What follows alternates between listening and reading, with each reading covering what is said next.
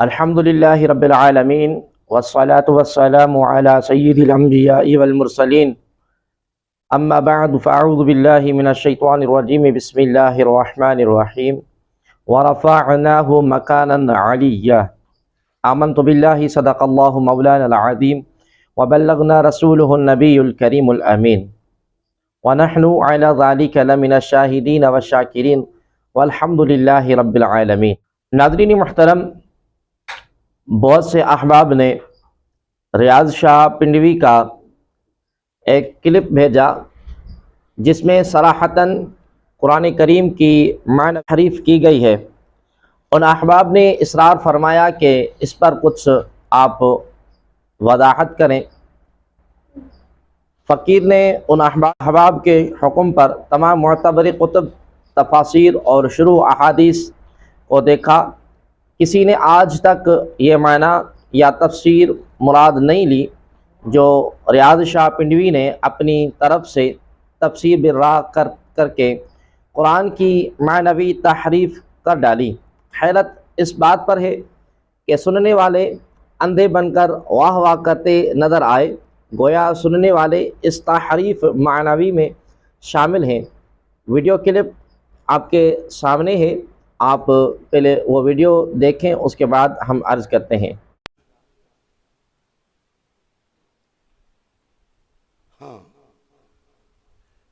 Rather, here lies a point, here lies a question. There is a question.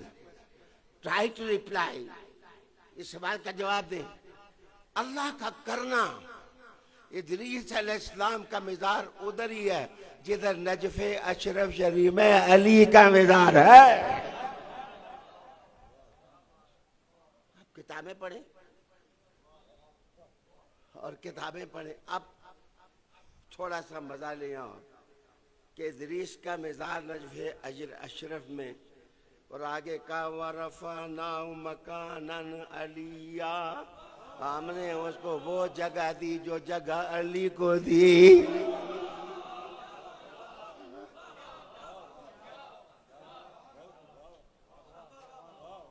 ناظرین محترم، اللہ تبارک و تعالی جل جلالہ نے حضرت سیدنا ادریس علیہ السلام کے متعلق ارشاد فرمایا وَرَفَعْنَاهُ مَكَانًا عَلِيًّا، یعنی اور ہم نے اسے بلند مکان پر اٹھا لیا۔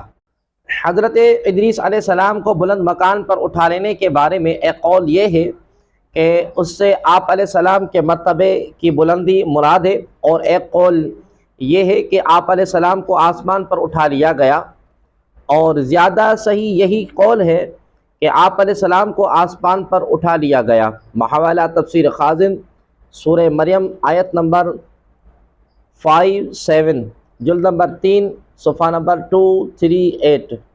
حضرت ادریس علیہ السلام کا نام اخنو ہے۔ حضرت آدم علیہ السلام کی اولاد میں یہ پہلے شخص ہیں جن کو حضرت آدم اور شیس علیہ السلام کے بعد نبوت ملی۔ امام ابن اسحاق نے ذکر کیا ہے کہ یہ پہلے شخص ہیں جنہوں نے قلم سے خط کھینچا۔ انہوں نے حضرت آدم علیہ السلام کی حیات سے 318 سال پائے۔ حضرت آدم علیہ السلام کے بعد آپ ہی پہلے رسول ہیں۔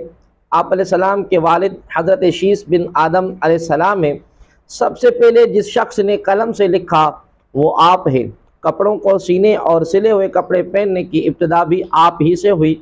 آپ سے پہلے لوگ کھالیں پہنتے تھے۔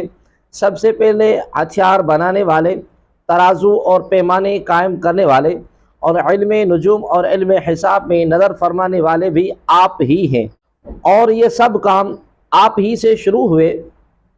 اللہ تبارک و تعالی نے آپ پر 30 صحیفے نازل کیے، اور اللہ تعالیٰ کی طرف سے نازل ہونے والے صحیفوں کا کثرت سے درس دینے کی وجہ سے آپ کا نام ادریس ہوا۔ بحوالہ تفسیر خازن، جلد نمبر 3، صفحہ نمبر 238۔ تفسیر مدارک للتنزیل، صفحہ نمبر 677۔ تفسیر روح البیان، جلد نمبر 5، صفحہ نمبر 341۔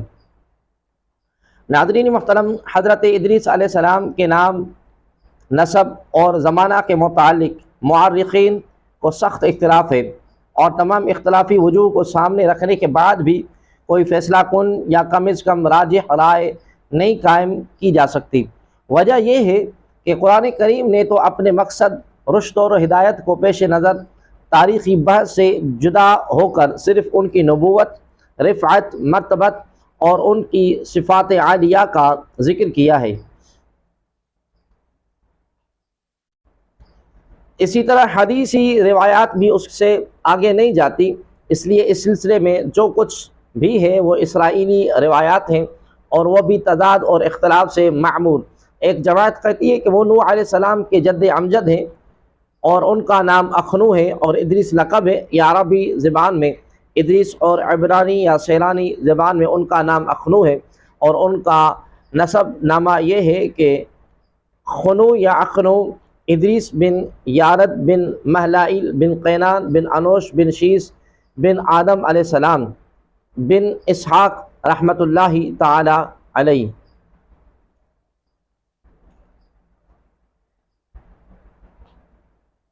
ابن اسحاق رحمۃ اللہ تعالی علیہ کا رجحان اسی جانب ہے، اور دوسری جماعت کا خیال ہے کہ وہ انبیاء بنی اسرائیل میں سے ہیں، اور الیاس اور ادریس سب ایک ہی ہستی کا نام اور لقب ہے۔ ان دونوں روایت کے پیش نظر بعض علماء نے یہ تطبیق دینے کی سعی کی ہے کہ جد نوح علیہ السلام کا نام اخنو ہے اور ادریس لقب ہے، اور بنی اسرائیل کے پیغمبر کا نام ادریس ہے اور الیاس لقب، مگر یہ رائے ہے سند اور دلیل ہے، بلکہ قرآن کریم کا الیاس اور ادریس کو جدا جدا بیان کرنا شاید اس کو متحمل نہ ہو سکے۔ اس سلسلے میں نوٹس آپ کو اس بحث مبارک کے بارے میں فتح الباری جلد نمبر 6 صفحہ نمبر 288 اور البدایہ والنہایہ ابن کثیر کی تاریخ میں 36 and 37 پر آپ دیکھ سکتے ہیں۔ حافظ عماد الدین ابن کثیر ان روایات کے ساتھ یہ بھی نقل فرماتے ہیں کہ بہت سے علماء تفسیر اور احکام کا یہ خیال ہے کہ حضرت ادریس علیہ السلام ہی پہلے شخص ہیں جنہوں نے رمل کے کلمات ادا کیے، بحوالہ تفسیر ابن کثیر جلد نمبر 1 صفحہ نمبر 99، اور وہ ان کو ہرمس یعنی الحراسہ کا لقب دیتے ہیں، اور ان کی جانب بہت سی غلط باتیں منسوب کرتے ہیں، جس طرح ان کے علاوہ بہت سے انبیاء علماً اور حکماً اور اولیاء اللہ کے متعلق منسوب کی گئی ہیں۔ ہر من علم نجوم کے ماہر عالم کو کہتے ہیں، اس لیے ہرمس الحرامسہ کے معنی یہ ہے کہ ماہرین علم نجوم کا استاد اول۔ ہرمیس یونان کا ایک مشہور منجم بھی گزرا ہے۔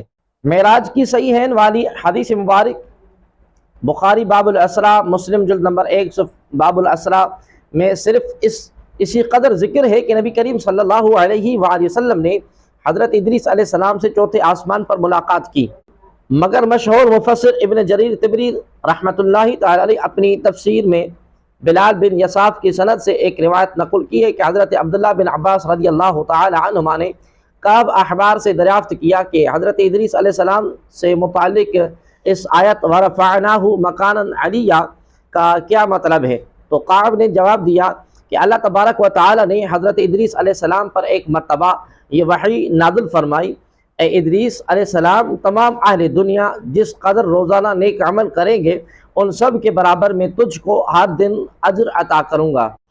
حضرت ادریس علیہ السلام نے یہ سنا تو ان کی یہ خواہش پیدا ہوئی کہ میرے اعمال میں روز افزوں اضافہ ہو، اس لیے عمر کا حصہ طویل ہو جائے تو اچھا ہے۔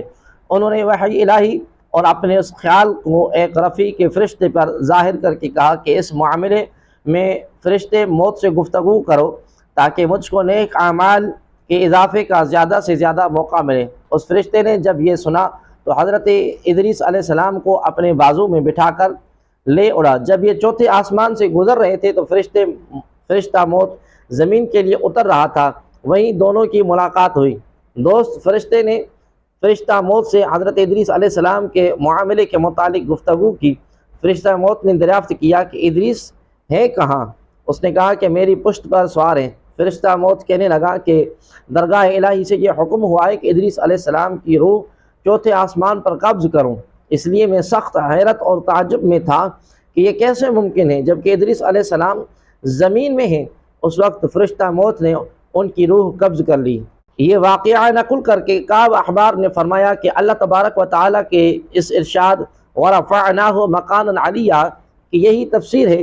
ابن جریر کی طرح ابن ابی حاتم نے اپنی تفسیر میں اس طرح کی روایت نقل کی ہیں۔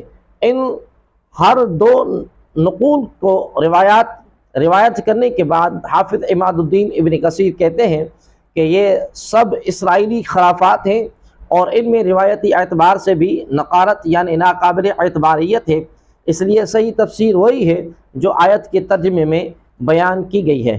ناظرین محترم، امام بخاری رحمۃ اللہ تعالی علیہ کہتے ہیں کہ حضرت عبداللہ بن مسعود رضی اللہ تعالی عنہ اور حضرت عبداللہ بن عباس رضی اللہ تعالی عنہما سے یہ منقول ہے کہ الیاس علیہ السلام کا نام ہی ادریس علیہ السلام ہے، اور ان کے اس قول کی وجہ سے حضرت انس رضی اللہ تعالی عنہ کی وہ روایت ہے جو زہری رحمۃ اللہ تعالی علیہ نے معراج کے سلسلے میں بیان کی ہے۔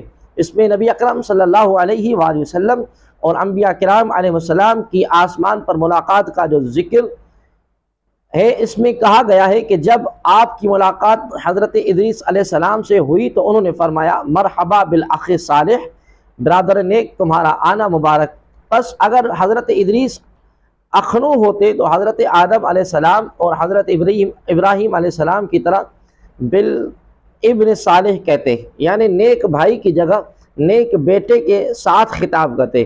اس روایت کو نقل کرنے کے بعد ابن کثیر کہتے ہیں کہ یہ دلیل کمزور ہے، اس لیے کہ اول تو یہ امکان ہے کہ اس طویل حدیث میں راوی الفاظ کی پوری حفاظت نہ کر سکا ہو۔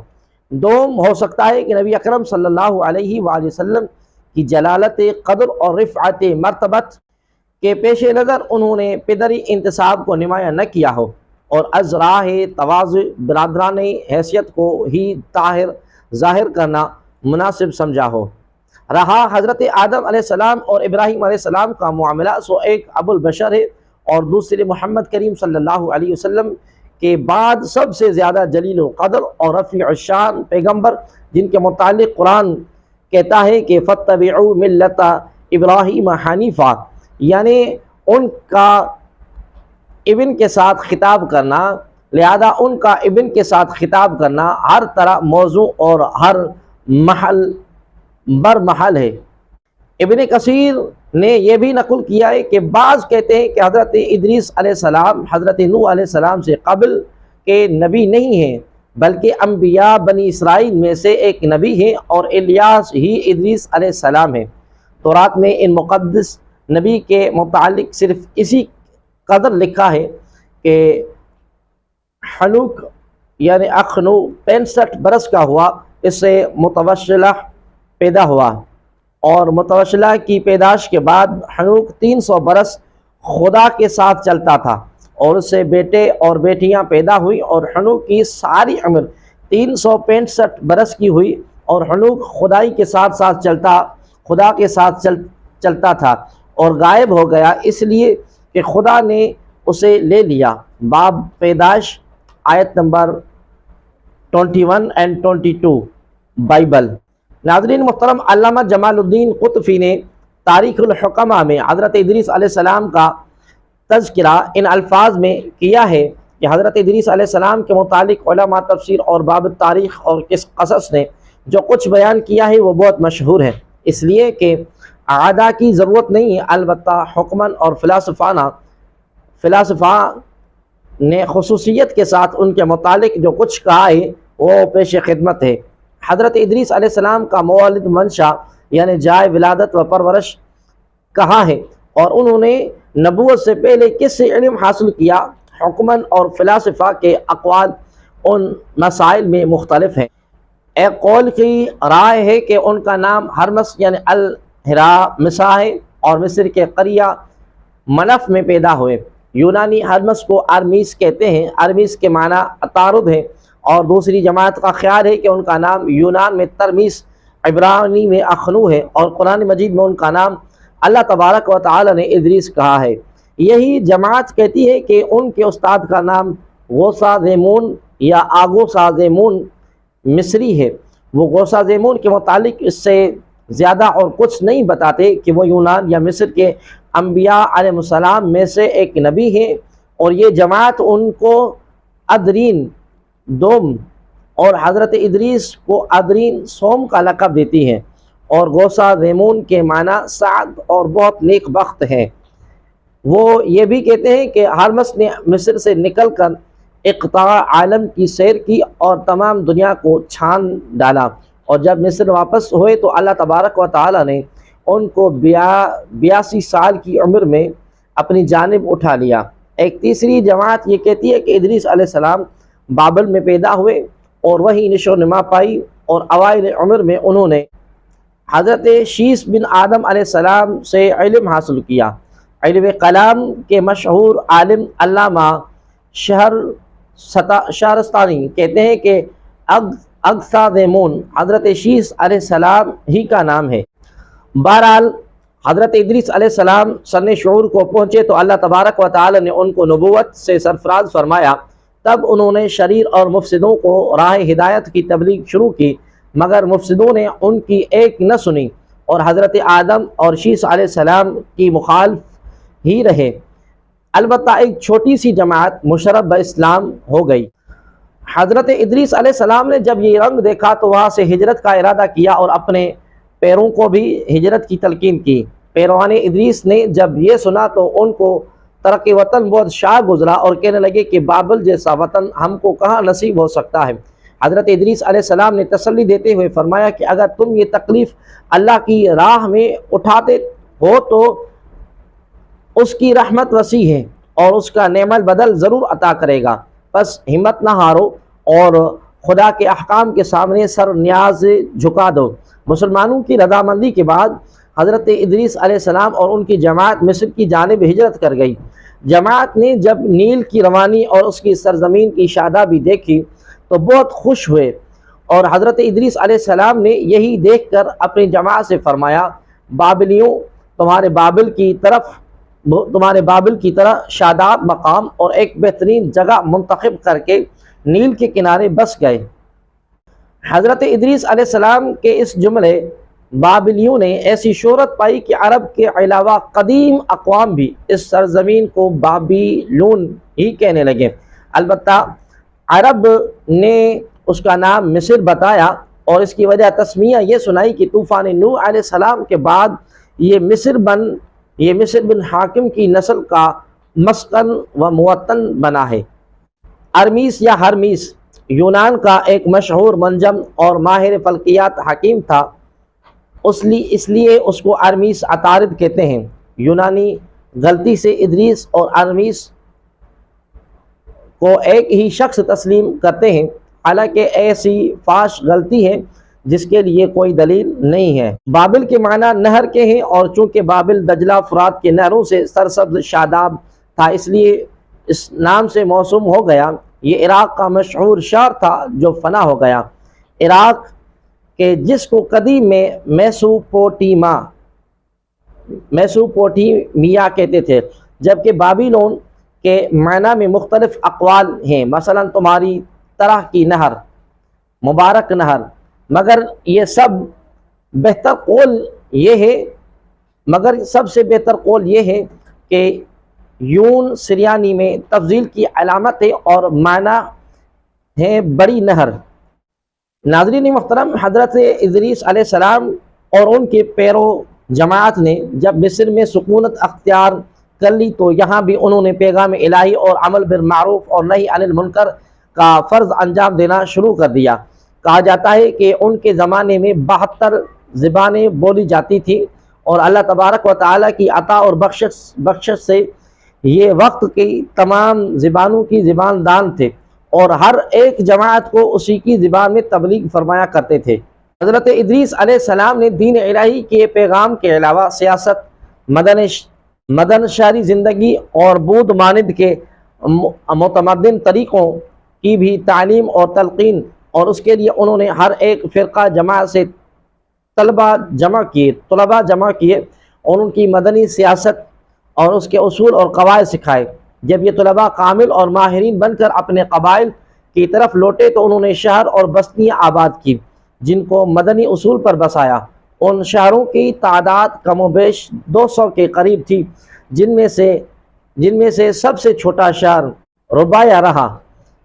حضرت ادریس علیہ السلام نے ان طلباء کو دوسرے علوم کی بھی تعلیم دی، جس میں علم حکمت اور علم نجوم جیسے علوم بھی شامل ہیں۔ حضرت ادریس علیہ السلام وہ پہلی ہستی ہیں جنہوں نے علم اور حکمت اور نجوم کی ابتدا کی، اس لیے کہ اللہ تبارک و تعالی نے ان کو افلاک اور ان کی ترکیب کواکب اور ان کے اجتماع و افتراق کے نقاط اور ان کے باہم کشش کے رموز اور اسرار کی تعلیم دی اور ان کے علم عدد اور حساب کا عالم بنا دیا۔ اور اگر اس پیغمبر خدا کے ذریعے ان علوم کا اکتشاف نہ ہوتا تو انسانی طبع کی وہاں تک رسائی مشکل تھی۔ انہوں نے مختلف گروہوں اور امتوں کے لیے ان کے مناسب حال قوانین اور قواعد مقرر فرمائے اور اقطاع عالم کو 4 حصوں میں منقسم کر کے ہر ربع کے لیے ایک حاکم مقرر کیا جو اس حصے زمین کی سیاست اور ملوکیت کا ذمہ دار قرار پایا، اور ان چاروں کے لیے ضروری قرار دیا کہ تمام قوانین سے مقدم شریعت کا وہ قانون رہے گا جس کی تعلیم وحی الہی کے ذریعے میں نے تم کو دی ہے۔ اس سلسلے کے سب سے پہلے 4 بادشاہوں کے نام ہم آپ کے سامنے عرض کرتے ہیں۔ نمبر پہلا ہے ایلاوس بمعنی رحیم، نمبر دوسرا زوس، تیسرا اسقلیبوس، چوتھا زوسامون یا ایلاوس امون یا بسیلوس۔ حضرت سمرہ بن جندب رضی اللہ تعالی عنہ بیان کرتے ہیں کہ اللہ تبارک و تعالی کے نبی ادریس سفید رنگ کے طویل القامت تھے، اس کا سینہ چوڑا تھا اور جسم پر بال کم تھے اور سر پر بڑے بڑے بال تھے۔ جب اللہ تبارک و تعالی نے زمین کا ظلم اور اللہ تعالیٰ کے احکام سے سرکشی دیکھی تو اللہ تبارک و تعالیٰ نے ان کو چھٹے آسمان کی طرف اٹھا لیا، کیونکہ اللہ تعالیٰ نے فرمایا ہے کہ وَرَفَعْنَاهُ مَكَانًا عَلِيًّا، بحوالہ المستدرک جلد نمبر 2 صفحہ نمبر 549۔ ناظرین محترم، علامہ سید محمود آلوسی حنفی متوفی 1270 ہجری رحمۃ اللہ تعالیٰ علیہ لکھتے ہیں کہ حضرت ادریس علیہ السلام حضرت نوح سے پہلے نبی بنائے گئے تھے۔ المستدرک میں حضرت ابن عباس رضی اللہ تعالی عنہما سے روایت ہے کہ ان کے درمیان 1000 سال کا عرصہ تھا۔ ان کا نام اخنو بن یرد بن مہلائیل بن انوش بن قینان بن شیس بن آدم علیہ السلام ہے۔ وہاں بن منبع سے روایت ہے کہ حضرت نوح علیہ السلام کے دادا ہیں، اور مشہور یہ ہے کہ ان کے باپ کے دادا ہیں، کیونکہ حضرت نوح الملک بن متوشلخ بن اخنو کے بیٹے ہیں۔ حضرت ادریس وہ پہلے شخص ہیں جس نے ساتروں اور حساب میں غور و فکر کیا، اور اللہ تبارک و تعالی نے اس کو ان کے معجزات میں رکھا، جیسا کہ البحر المحیط میں مذکور ہے، اور وہ پہلے نبی ہیں جنہوں نے قلم کے ساتھ خط کھینچا، جانوروں کی کھالوں سے جسم پوشی کرتے تھے، کپڑے سیے اور سلے ہوئے کپڑے پہنے۔ وہ درزی تھے اور آپ سے پہلے لوگ جانوروں کی کھالوں سے جسم پوشی کرتے تھے، اور حضرت آدم علیہ السلام کے بعد ان کو سب سے پہلے نبی بنا کر بھیجا گیا۔ اللہ تبارک و تعالی نے ان پر 30 صحیفے نازل کیے تھے، اور وہ پہلے شخص تھے جنہوں نے اپنے اور تولنے کے آلات ہتھیار بنائے اور بنو قابیل سے قتال کیا۔ حضرت ابن مسعود سے ایک روایت یہ ہے کہ وہ حضرت الیاس ہیں، اور اعتماد پہلے اقوال پر ہے، اور ادریس کا لفظ سریانی ہے اور یہ درس سے مشتق نہیں ہے، کیونکہ غیر عربی کو عربی سے مشتق کرنے کا کسی نے قول نہیں کیا ہے، اور اگر یہ عربی سے مشتق ہوتا تو پھر غیر منصرف نہ ہوتا، حالانکہ یہ غیر منصرف ہے۔ البتہ یہ ہو سکتا ہے کہ سریانی زبان میں اس کا معنی عربی کے قریب ہوا، اسی وجہ سے کہا گیا ہے کہ ان کا نام ادریس اس لیے ہے کہ درس تدریس بہت کرتے تھے۔ بحوالہ تفسیر روح المعانی جلد نمبر 16 صفحہ نمبر 153، مطبوعہ دار الفکر بیروت۔ ناظرین محترم، معاویہ بن حکم سلمی رضی اللہ تعالی عنہ بیان کرتے ہیں کہ انہوں نے نبی اکرم نور مجسم صلی اللہ علیہ وآلہ وسلم سے رمل کے خط کھینچنے کے متعلق سوال کیا۔ آپ نے فرمایا ایک نبی خط کھینچتے تھے، بس جس کا خط ان کے خط کے موافق ہو جائے سو وہ درست ہے۔ بحوالہ مسند احمد حدیث نمبر ہے 23823، مسلم حدیث نمبر ہے 537، سنن ابو داود حدیث نمبر ہے 930، سنن نسائی حدیث نمبر ہے 1218، سنن دارمی حدیث نمبر ہے 1502۔ ناظرین محترم، رمل ایک علم ہے جس میں ہندسوں اور خطوط وغیرہ کے ذریعے غیب کی بات دریافت کرتے ہیں۔ نجوم جوتش فیروز اللغات صفحہ نمبر 718۔ زائچہ بنانے کو بھی رمل کہتے ہیں۔ زائچہ اس کاغذ کو کہتے ہیں جس کو نجومی بچے کی پیدائش کے وقت تیار کرتے ہیں۔ اس میں ولادت کی تاریخ، وقت، ماہ اور سال وغیرہ درج ہوتا ہے، اور وقت پیدائش کے مطابق اس کی ساری عمر کی نیکی بد کا حال بتلایا جاتا ہے۔ کنڈلی، جنم پتر، رمل کی شکلیں جو مال قرہ ڈال کر بناتے ہیں، لگن کنڈلی کھینچنا، جنم پتری بنانا۔ بحوالہ قائد اللغات صفحہ نمبر 551۔ قاضی عیاض بن موسیٰ مالکی متوفی 544 ہجری رحمۃ اللہ تعالی علیہ لکھتے ہیں یہ وہ خطوط ہیں جن کو نجومی کھینچتے تھے اور اب لوگوں نے ان کو ترک کر دیا ہے۔ نجوم نرم زمین پر جلدی جلدی خطوط کھینچتا تاکہ ان کو گنا نہ جا سکے، پھر واپس آ کر دو دو خطوط مٹاتے، اور اگر دو خط باقی رہ جاتے تو یہ کامیابی کی علامت تھی، اور اگر ایک خط باقی رہ جاتا تو یہ ناکامی کی علامت تھی۔ مکی نے اس کی تفسیر میں بیان کیا ہے کہ وہ نبی اپنی انگشت شہادت اور انگشت وسطیٰ سے ریت پر خط کھینچتے تھے۔ اب ان کی نبوت منقطع ہو چکی ہے، اس لیے اب یہ جائز نہیں۔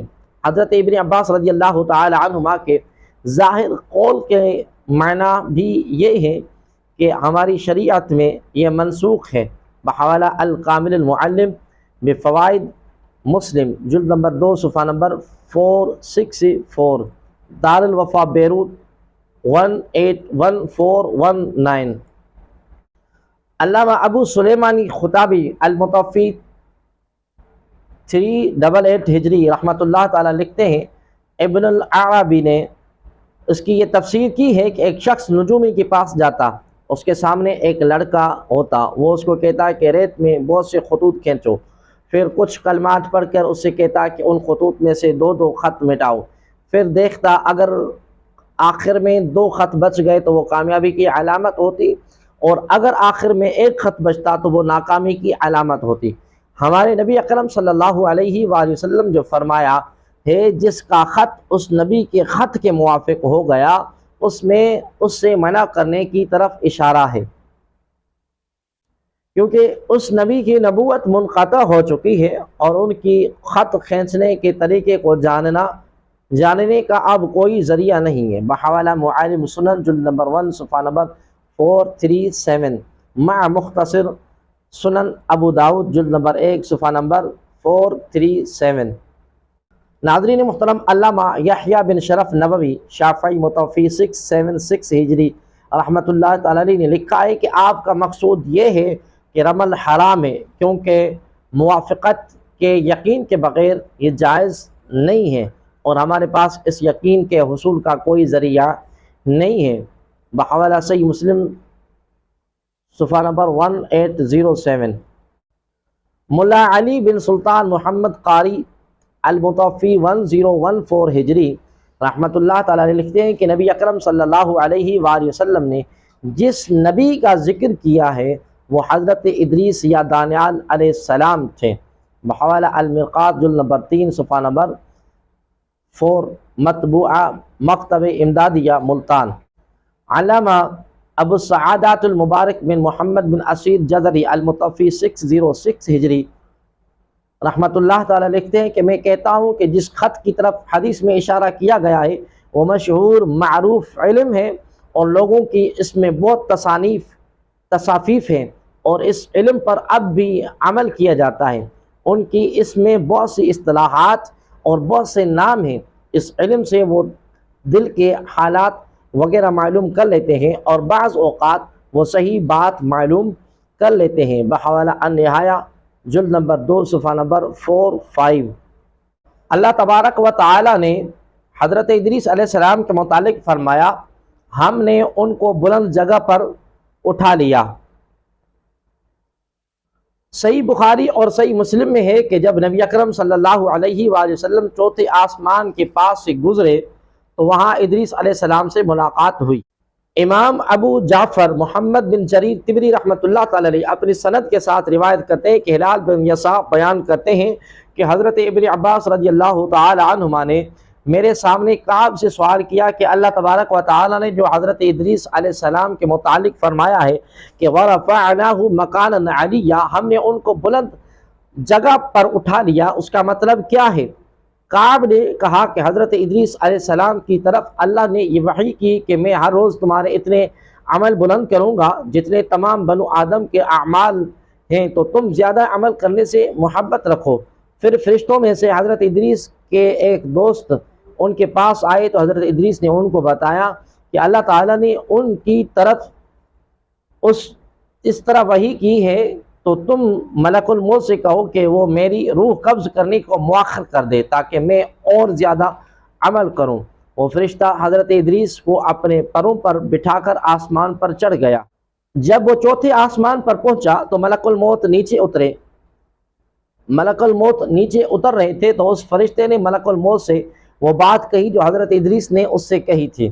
ملک الموت نے کہا کہ ادریس کہاں ہیں؟ اس فرشتے نے کہا کہ وہ میری پیٹھ پر ہیں۔ ملک الموت نے کہا کہ حیرت کی بات ہے، مجھے ادریس کی روح قبض کرنے کے لیے چوتھے آسمان پر بھیجا گیا ہے، اور میں یہ سوچ رہا تھا کہ میں ان کی روح چوتھے آسمان پر کیسے قبض کروں، وہ تو زمین پر ہیں۔ پھر انہوں نے چوتھے آسمان پر حضرت ادریس علیہ السلام کی روح قبض کر لی۔ بحوالہ جامع البیان رقم الحدیث 17917۔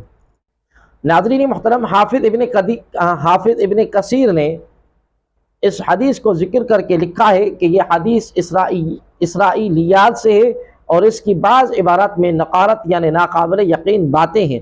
مجاہد سے اس آیت کی تفسیر پوچھی گئی تو انہوں نے کہا کہ حضرت ادریس کو آسمان پر اٹھا لیا گیا اور ان کو موت نہیں آئی جیسے حضرت عیسیٰ علیہ السلام کو اٹھا لیا گیا۔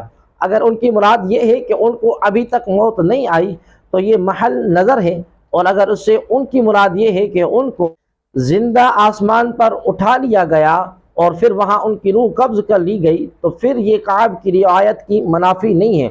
اوفی نے حضرت ابن عباس رضی اللہ تعالی عنہما سے روایت کی ہے کہ حضرت ادریس کو چھٹے آسمان کی طرف اٹھا لیا گیا اور وہیں ان کی روح قبض کر لی گئی، اور جو حدیث متفق علیہ ہے وہ یہ ہے کہ وہ چوتھے آسمان میں ہے۔ حسن بصری نے کہا کہ وہ جنت میں ہے۔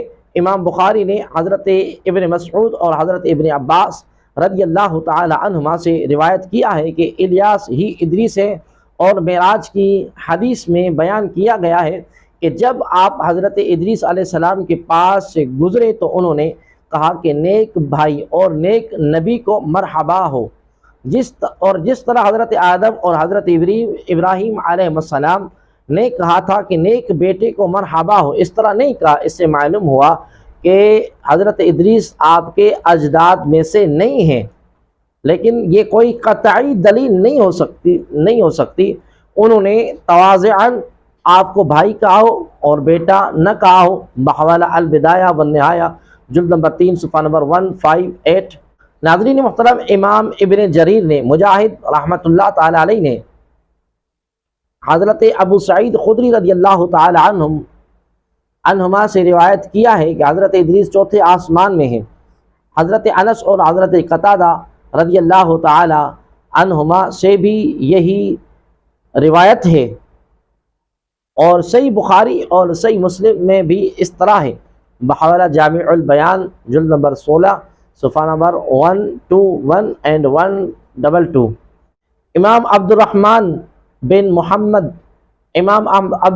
بن علی بن محمد جوزی المتوفی 597 ہجری لکھتے ہیں کہ زید بن اسلم رضی اللہ تعالی عنہ نے نبی اکرم نور مجسم صلی اللہ علیہ وآلہ وسلم سے روایت کیا ہے کہ آپ نے فرمایا جیسے اور بنو آدم کے اعمال اوپر چڑھائے جاتے اسی طرح حضرت کے اعمال بھی اوپر چڑھائے جاتے تھے۔ ملک الموت کو ان سے محبت ہو گئی، انہوں نے اللہ تعالیٰ سے ان کی دوستی کی اجازت لی اور آدمی کی صورت میں زمین پر آ گئے اور ان کے ساتھ رہنے لگے۔ جب حضرت ادریس کو معلوم ہو گیا کہ یہ اسرائیل ہے تو ایک دن ان سے کہا کہ مجھے آپ سے ایک کام ہے۔ پوچھا گیا کہ کیا کام ہے؟ کہا کہ مجھے موت کا ذائقہ چکھائیں، میں چاہتا ہوں کہ مجھے اس کی شدت کا پتہ چلے تاکہ میں اس کی تیاری کروں۔ اللہ تعالیٰ نے ان کی طرف وحی کی کہ ان کی روح ایک ساعت کے لیے قبض کر لو پھر چھوڑ دینا۔ ملک الموت نے اس طرح کیا۔ پھر ملک الموت نے پوچھا کہ آپ نے موت کو کیسا پایا؟ تو انہوں نے کہا کہ میں نے موت کے متعلق جتنا سنا تھا اس سے زیادہ سخت پایا۔ پھر ان سے کہا کہ میں چاہتا ہوں کہ آپ مجھے دوزخ دکھائیں۔ ملک الموت ان کو لے کر گئے اور ان کو دوزخ دکھا دی۔ پھر کہا کہ میں چاہتا ہوں کہ آپ مجھے جنت دکھائیں۔ انہوں نے جنت دکھائی۔ حضرت ادریس جنت میں داخل ہو کر گھومنے لگے۔ پھر ملک الموت نے کہا کہ اب آپ باہر نکلیں۔ حضرت ادریس نے کہا کہ اللہ کی قسم میں باہر نہیں نکلوں گا حتیٰ کہ اللہ تعالیٰ مجھے باہر نکلنے کا حکم دے۔ پھر اللہ تعالیٰ نے ان کے درمیان فیصلہ کرنے کے لیے ایک فرشتہ بھیجا۔ اس نے ملک الموت سے پوچھا آپ کیا چاہتے ہیں؟ انہوں نے پورا قصہ بیان کیا۔ پھر حضرت ادریس نے کہا کہ آپ کیا چاہتے ہیں؟ تو انہوں نے کہا کہ اللہ تعالیٰ نے فرمایا ہے کل نفس ذائقۃ الموت، ہر نفس موت کو چکھنے والا ہے اور میں نے موت کو چکھ لیا ہے۔ اور اللہ تعالیٰ نے فرمایا وَإِن مِّنكُمْ إِلَّا وَارِدُهَا، تم میں سے ہر شخص جہنم پر وارد ہوگا اور میں دوزخ پر وارد ہو چکا ہوں۔ اللہ تعالیٰ نے فرمایا آل جنت، اور اللہ تعالیٰ نے آل جنت سے فرمایا وَمَا هُمْ مِنْهَا بِمُخْرَجِينَ، وہ جنت سے نکالے نہیں جائیں گے، بس اللہ کی قسم میں جنت سے باہر نہیں نکلوں گا حتیٰ کہ اللہ تعالیٰ مجھے جنت سے باہر نکلنے کا حکم دے۔ پھر اوپر سے ایک ہاتف کی آواز آئی، یہ میرے اذن سے داخل ہوا ہے اور اس نے جو کچھ کہا وہ میرے حکم سے کہا ہے، اس کا راستہ چھوڑ دو۔ امام ابن جوزی فرماتے ہیں کہ اگر یہ اعتراض ہو کہ حضرت ادریس کو ان آیات کا کیسے علم ہوا ہے تو یہ تو ہماری کتاب میں ہے، تو ابن الانباری نے بعض علماء سے اس کا جواب یہ ذکر کیا ہے کہ اللہ تبارک و تعالی نے حضرت ادریس کو ان باتوں کا علم دے دیا تھا جو قرآن میں ہے کہ ہر شخص نے موت کا ذائقہ چکھنا ہے اور ہر شخص کا دوزخ سے گزر ہوگا اور اہل جنت کو جنت سے نکالا نہیں جائے گا۔ بحوالہ زاد المسیر جلد نمبر 5 صفحہ نمبر 241، معالم التنزیل روح المعانی جلد نمبر 11 صفحہ نمبر 155 and 156۔ ناظرین محترم، قرآن مجید میں ہے وَرَفَعْنَاهُ مَقَامًا عَلِيًّا، ہم نے ادریس کو بلند جگہ پر اٹھا لیا۔ بعض علماء نے کہا اس سے کسی جگہ پر اٹھانا مراد نہیں ہے حتیٰ کہ حضرت ادریس کا آسمان پر ہونا لازم آئے، بلکہ اس سے مراتب کی بلندی مراد ہے، یعنی ان کے درجات کو بلند کیا۔ سید ابو العالیٰ مودودی نے یہی معنی کیا ہے، لیکن اس پر یہ اعتراض ہے کہ قرآن مجید میں ہے کہ ہم نے ان کو بلند جگہ پر اٹھا لیا اور یہ درجات کی بلندی کی منافی ہے۔ قعب کی روایت میں ہے کہ حضرت ادریس کی روح چھٹے آسمان پر قبض کر لی گئی۔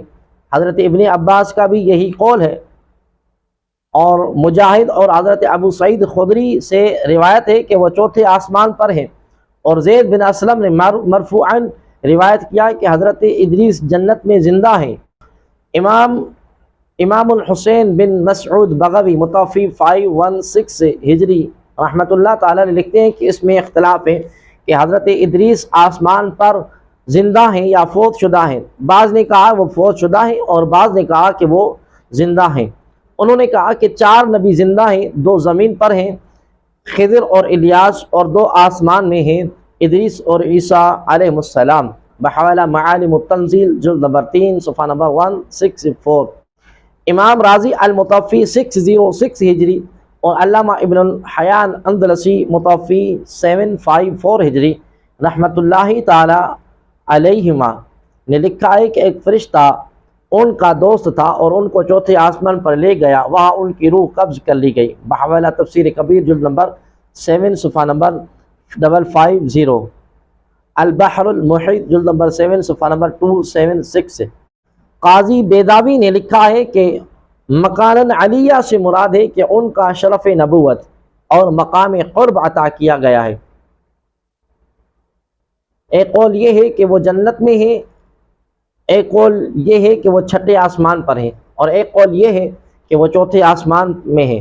بحوالہ تفسیر بیضاوی مع عنایت القاضی جلد نمبر 6 صفحہ نمبر 285۔